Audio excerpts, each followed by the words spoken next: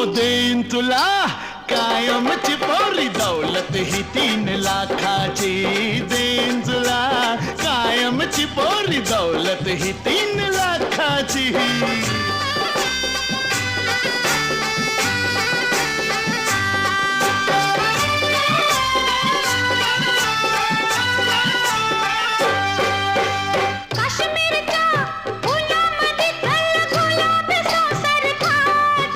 येतीस का पंढरीला माझ्या विठोबाला भेटू.